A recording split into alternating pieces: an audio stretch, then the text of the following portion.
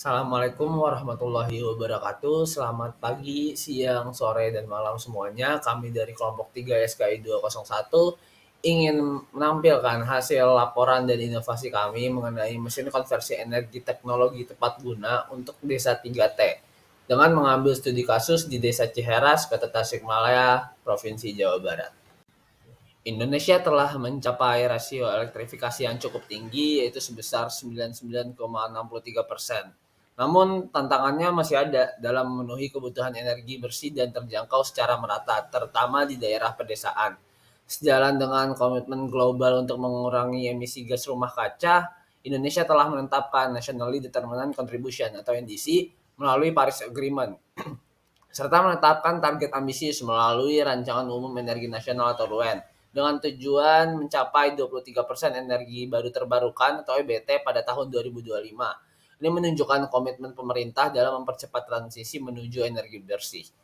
Ciheras sebagai sebuah desa yang terletak di pesisir pantai selatan memiliki potensi alam yang sangat besar untuk memanfaatkan sumber energi terbarukan seperti energi surya, angin, dan tidal. Dengan posisinya yang strategis, Ciheras memiliki akses yang baik terhadap sumber daya alam yang dapat diolah menjadi energi bersih. Potensi ini merupakan aset berharga yang dapat dimanfaatkan untuk meningkatkan kemandirian energi desa dan mengurangi ketergantungan pada sumber energi konvensional yang tidak ramah lingkungan. Pengintegrasian berbagai jenis EBT skala mikro menjadi solusi berkelanjutan dalam menyediakan sumber energi listrik yang bersih dan terjangkau bagi desa Ciheras. Dengan memanfaatkan teknologi tepat guna seperti instalasi panel surya, turbin angin skala mikro, dan pembangkit listrik tenaga mikro, air mikro atau tidal, desa Ciheras dapat menciptakan sistem energi terdesentralisasi yang dapat memenuhi kebutuhan energi lokal dengan cara ramah lingkungan dan berkelanjutan.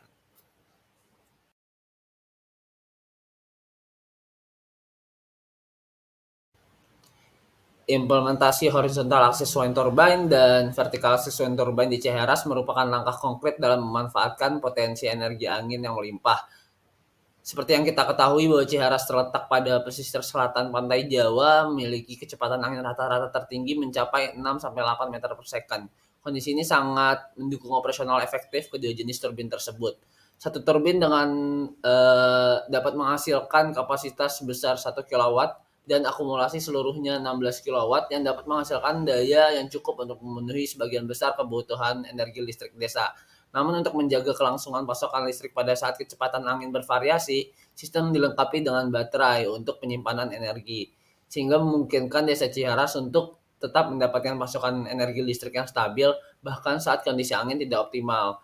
Pilihan skala mikro untuk membangkit listrik tenaga angin ini juga merupakan langkah yang tepat. Skala mikro dipilih karena memungkinkan maintenance yang lebih mudah, membutuhkan sedikit ruang, dan meminimalkan dampak lingkungan. Teknologi ini juga lebih mudah dioperasikan oleh masyarakat setempat tanpa memerlukan keahlian khusus yang kompleks. Dalam hal desain dan material turbin angin, penggunaan material kayu pada blade-nya merupakan pilihan yang tepat juga. Kayu adalah material yang mudah ditemukan dan diolah oleh masyarakat setempat, serta memiliki daya tahan yang baik terhadap lingkungan pesisir yang cenderung korosif anginnya. Memilih material kayu juga membantu masyarakat lokal untuk terlibat langsung dalam proses pembuatan dan memiliki rasa tanggung jawab terhadap infrastruktur energi desa mereka. Jadi implementasi ini bukan saja menekankan pada renewable-nya, tapi juga sustainable-nya.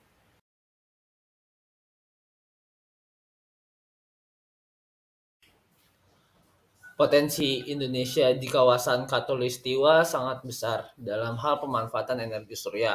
Terletak di jalur matahari yang kuat, Indonesia memiliki sinar matahari sepanjang tahun yang melimpah, khususnya di daerah-daerah dekat Khatulistiwa. Dengan intensitas cahaya matahari yang tinggi dan konsisten sepanjang tahun, potensi pengembangan energi surya di Indonesia sangatlah besar. Implementasi panel surya di Desa Ciheras merupakan langkah penting dalam diverifikasi sumber energi terbarukan. Dengan menghasilkan daya sebesar 7,2 kilowatt, panel surya dapat memberikan kontribusi signifikan terhadap pasokan energi listrik desa, terutama saat sinar matahari mencapai puncaknya.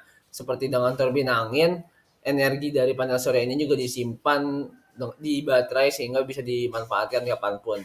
Dengan memadukan berbagai jenis sumber energi terbarukan seperti turbin angin tadi, lalu ada panel surya dan nextnya ada tidal, Desa Ciheras dapat menciptakan sistem energi terbarukan yang berkelanjutan dan mandiri.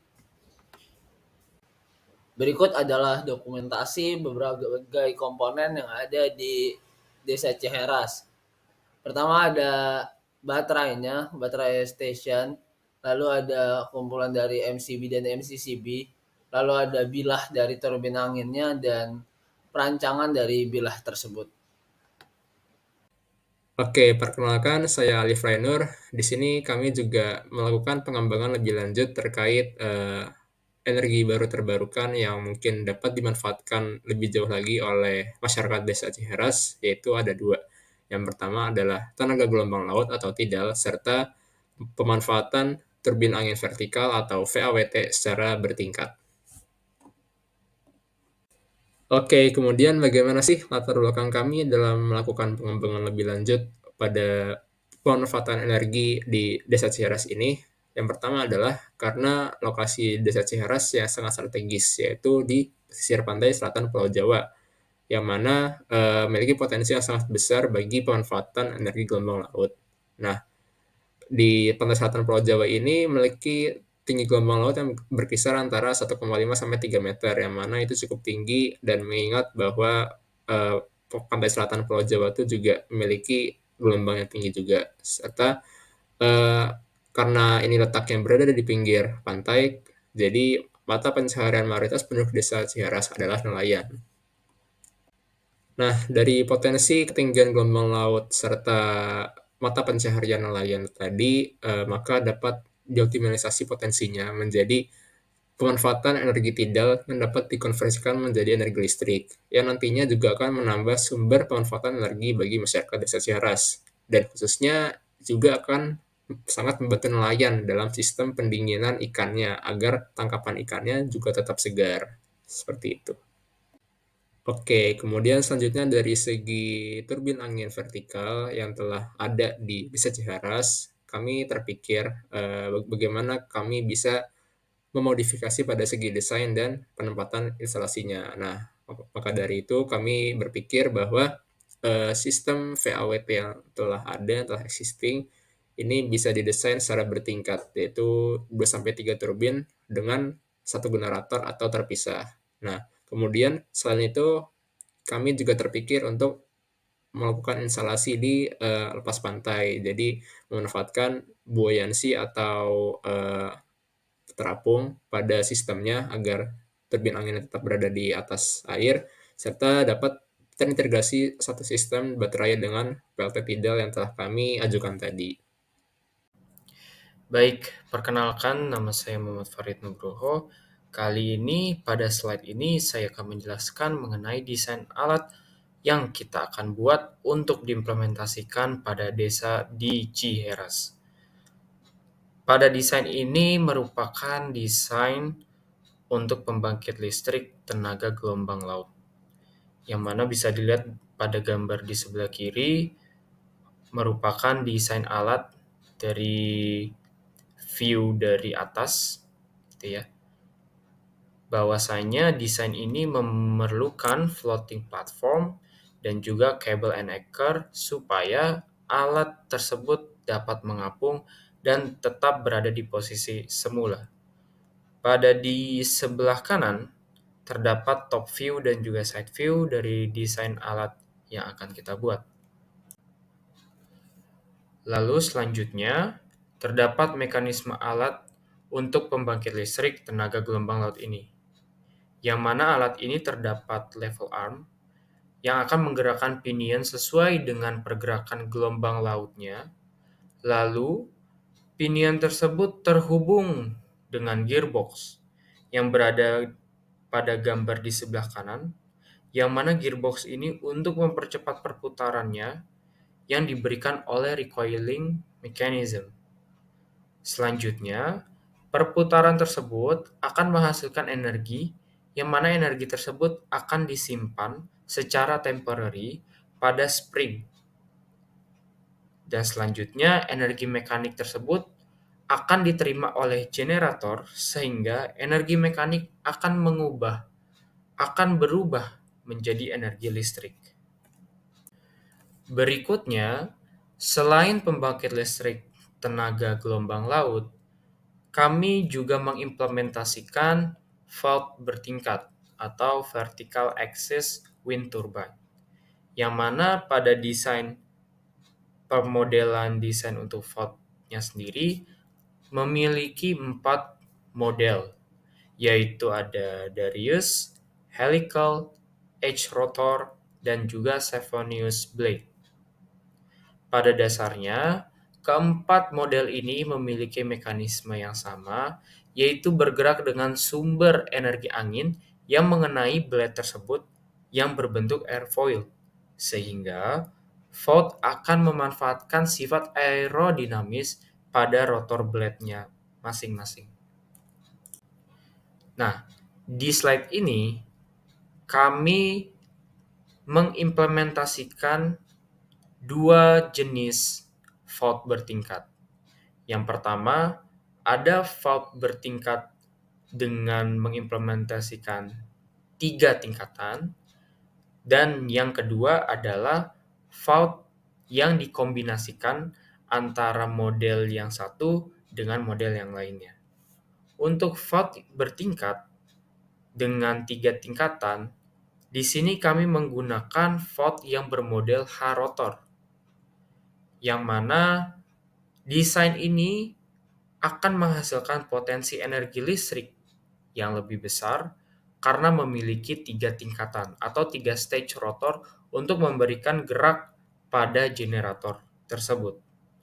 Lalu pada gambar di sebelah kanan, terdapat fault bermodel kombinasi antara model Darius dengan Savonius, yang mana desain kombinasi fault ini bertujuan untuk memanfaatkan energi angin yang lebih besar, sehingga potensi energi listrik pun juga meningkat, sehingga hasil energi listriknya juga semakin lebih besar. Oke, perkenalkan nama saya Ahmad Hanafi dengan NPM 21066350026. Kemudian di sini saya akan menjelaskan bagaimana energi yang dihasilkan dari keempat mesin konversi tersebut itu disimpan dan kemudian akan dimanfaatkan seperti apa.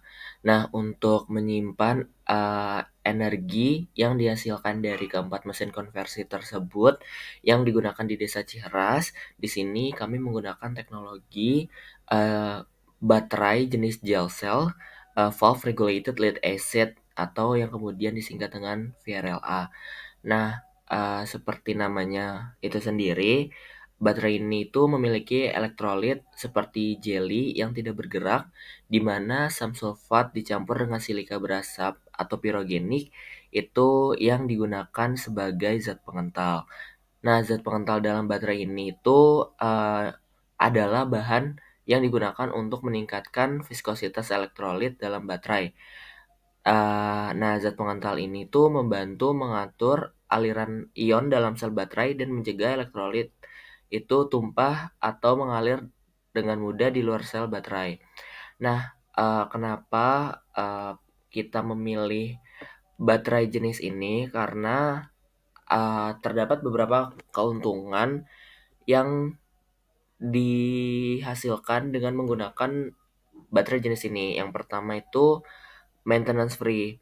Nah, dengan menggunakan jenis baterai ini, itu tidak memerlukan perawatan rutin seperti mengisi ulang elektrolit. Kemudian baterai ini juga memiliki keamanan yang lebih baik karena desain segel katup pada baterai ini itu mencegah kebocoran elektrolit.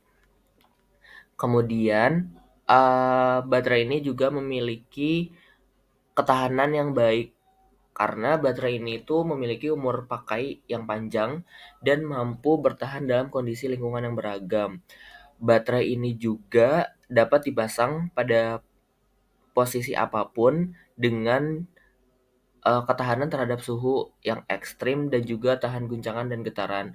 Maka dari itu kenapa kita menggunakan baterai ini, karena baterai ini nantinya juga akan dipasang di keempat titik yang berbeda, yang mana itu memiliki kondisi lingkungan yang berbeda-beda, sehingga keuntungan dari ketahanan yang baik ini dapat menunjang kebutuhan listrik yang dihasilkan dari 4 mesin konversi tersebut. Dan keuntungan terakhir itu, baterai ini memiliki efisiensi yang baik. Karena seperti yang sudah saya katakan sebelumnya, baterai ini memiliki tingkat kebocoran yang rendah, sehingga dalam penyimpanan listriknya itu, efisien karena tidak perlu memerlukan usaha yang lebih untuk melakukan pembongkaran. Baik, kemudian di sini saya akan menjelaskan juga tentang bagaimana listrik yang sudah dihasilkan dan disimpan, kemudian dapat digunakan untuk, kesejahteraan dan kemakmuran, eee, masyarakat di Desa Ciharas. Di sini, seperti yang sudah disebutkan sebelumnya bahwasannya, pemanfaatan utama dari listrik yang dihasilkan dari 4 mesin konversi tersebut adalah untuk, menjadikan sebagai power supply dari, cold storage di Desa Ciheras. Dan di sini, saya menggunakan asumsi cold storage yang digunakan berukuran 4 kali 5 kali 4 meter, di mana, eee, dengan ukuran tersebut dapat menampung 3 ton produk. Nah, kemudian dengan spesifikasi tersebut, eee, setelah melalui beberapa perhitungan didapatkan, kurang lebih, cooling load yang diperlukan itu sekitar 70,67 kWh setiap harinya. Nah, salah satu jenis baterai VRLA yang ada di pasaran itu adalah NS Accelerate 2000 dengan spesifikasi satu baterai dapat menyimpan daya sampai dengan 4,8 kWh setiap harinya. Nah, maka dari itu untuk, mencukupi, cooling load sebesar 70,67, maka dalam satu hari itu, untuk mensuplai power ke dalam cold storage, maka diperlukan baterai VRLA ini sejumlah 15 buah. Dan kemudian 15 buah baterai ini akan digunakan sebagai power supply dari cold storage tersebut yang dapat digunakan untuk menyimpan hasil tangkapan laut masyarakat, di Desa Ciheras. Nah, tentunya dalam satu sistem yang nanti akan diaplikasikan di Desa Ciheras tentunya memerlukan lebih dari 15 buah baterai, karena 15 buah baterai ini itu baterai yang diperlukan untuk, mensuplai dari cold storage tersebut, sedangkan tetap harus ada baterai yang digunakan, eee, untuk tetap menyimpan daya yang dihasilkan dari 4 mesin konversi tersebut. Baik, terima kasih. Cukup sekian penjelasan dan presentasi dari kami. Sebelum kami akhiri, dapat kami simpulkan bahwasannya pemanfaatan energi baru terbarukan di Desa Ciheras Tasikmalaya ini memiliki potensi yang cukup besar dan pemanfaatannya juga akan sangat berdampak terhadap kemakmuran masyarakat sekitar. Seperti yang sudah dijelaskan sebelum-sebelumnya, dengan memanfaatkan berbagai mesin konversi energi tersebut untuk mensuplai power ke sebuah cold storage, tidak dipungkiri bahwa nanti cold storage tersebut, akan digunakan untuk berbagai, jenis produk lainnya, tidak hanya untuk tangkapan laut seperti, buah-buahan ataupun sayur-sayuran yang dihasilkan oleh masyarakat di Desa Ciheras. Nah, tentunya, dengan mesin konversi tersebut, kita dapat, menggunakan sebagai, power supply yang kemudian nantinya, akan bermanfaat untuk menunjang hasil produk dari masyarakat Desa Ciras itu sendiri. Cukup sekian presentasi dari kami, kurang lebihnya mohon maaf. Wassalamualaikum warahmatullahi wabarakatuh.